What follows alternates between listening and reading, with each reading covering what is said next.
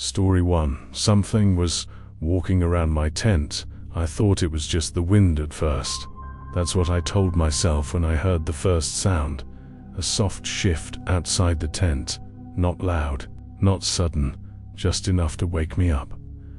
I kept my eyes closed, listening. The forest was quiet. Too quiet. No insects. No distant animals. No leaves moving. Just that one sound. A slow step. Right outside. I opened my eyes and stared at the fabric of the tent in front of me. The faint outline of trees was barely visible through it. Nothing moved. I stayed still, barely breathing, waiting for it to happen again. At first it didn't. Then another step. This time behind me. On the opposite side. Slow. Measured. Like something walking around the tent. I turned my head slightly, trying to listen without making noise. The ground outside shifted again. Closer now. I could hear weight in it. This wasn't wind, and it wasn't small. I reached slowly for my phone, keeping my movements controlled, turned the screen on. No signal, of course. I brought the phone closer to my face, using the light to check inside the tent. Everything was exactly where I left it. Backpack, shoes, water, nothing disturbed. Another step, right next to my head. I froze, the sound of something pressing lightly into the ground. Then stopping, like it knew I was awake. I turned off my phone, sat there in the dark, listening. Then, a faint sound. The zipper. It moved. Just a little. I stared at it. Didn't breathe. The zipper shifted again. From the outside. Slowly. Testing. Not opening. Just pulling. Then stopping. Then again. Like someone figuring out how it worked. My heart was pounding so hard I thought it would hear it. I didn't move. Didn't speak. The zipper stopped. Silence again. For a few seconds, then footsteps.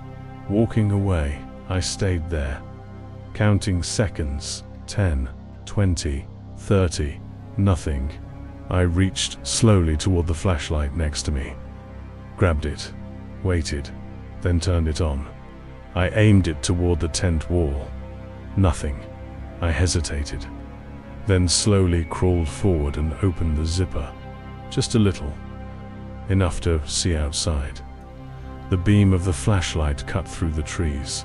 Empty. No movement, no sound. I opened it a little more, stepped out. The ground around the tent was soft dirt. I pointed the light down.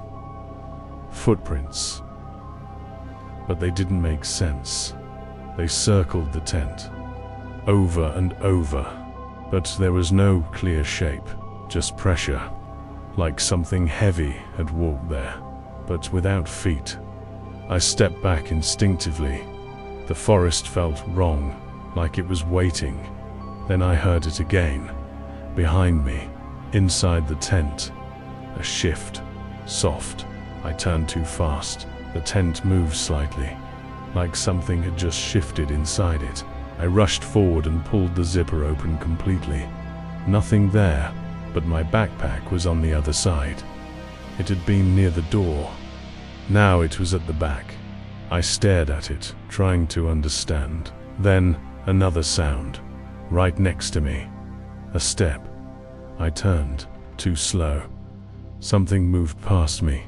Fast. Close enough that I felt the air change. I stumbled back. Dropped the flashlight. It rolled, spinning the beam across the trees. For a split second, something crossed the light. Tall. Wrong. Then gone. I grabbed the flashlight and ran. Didn't pack anything. Didn't look back. Just ran into the dark. I didn't stop until I reached the road. And even then I kept thinking I could hear it. Still walking. Somewhere behind me.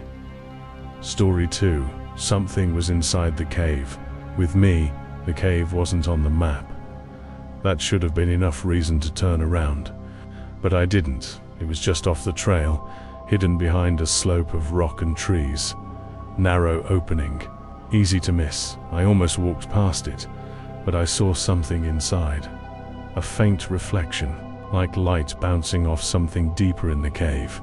I stopped, stared at it, tried to figure out what it was. Then I stepped closer. The air changed immediately, cooler, still. The sounds of the forest disappeared the moment I crossed the entrance.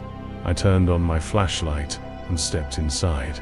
The cave was tighter than it looked. The walls closed in quickly, but it opened up after a few meters. A wider chamber. The light from my flashlight barely reached the edges. I moved slowly, careful with each step. The ground was uneven, loose stones shifting under my feet. I stopped when I heard it, a faint echo, not from my movement, from deeper inside. A sound repeating, delayed, but not matching anything I did. I stood still, listened, nothing. Then, another sound, a small shift.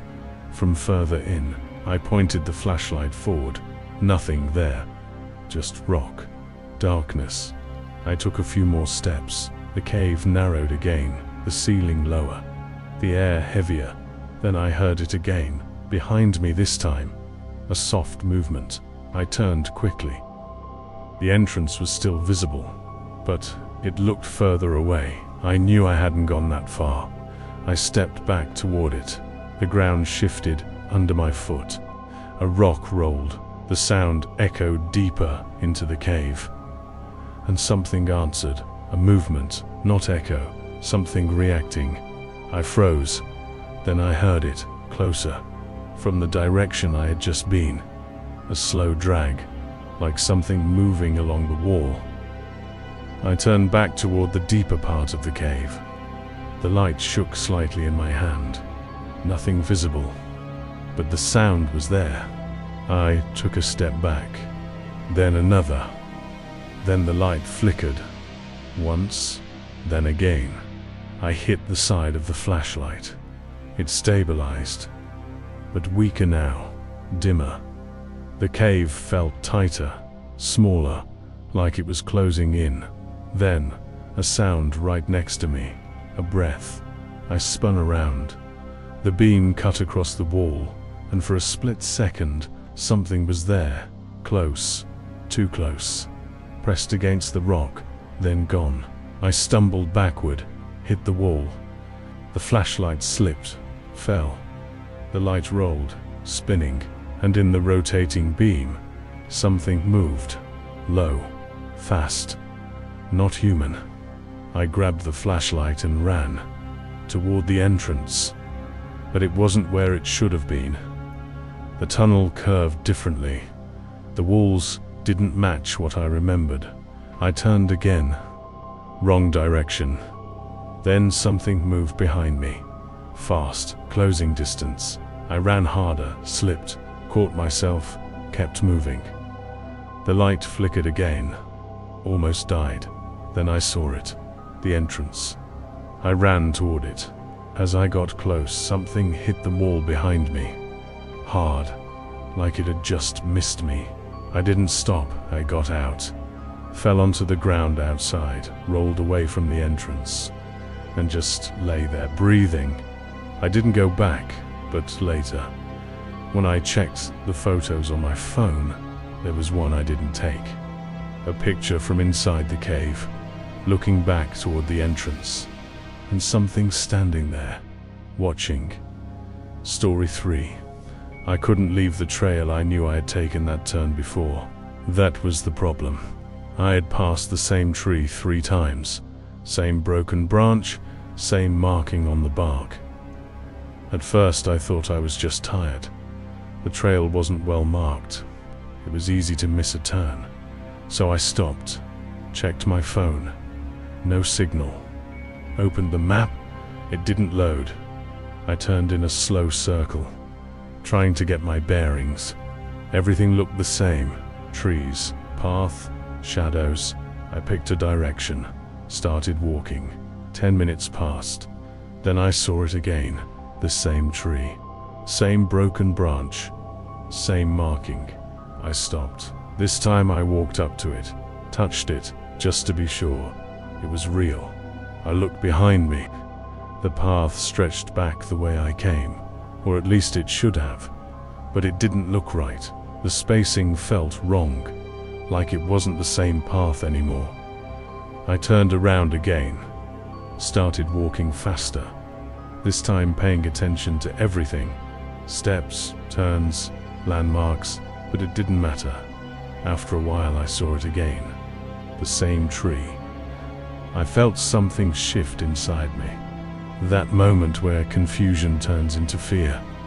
I tried a different direction, left the trail completely, moved through the trees, branches scraping against my arms, ground uneven, harder to walk, but I kept going.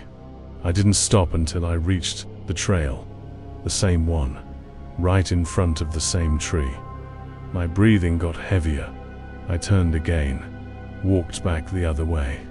Faster now, not thinking, just moving. Then I heard it. Behind me, a step, not mine. I stopped. It stopped. I turned. Nothing there, just trees.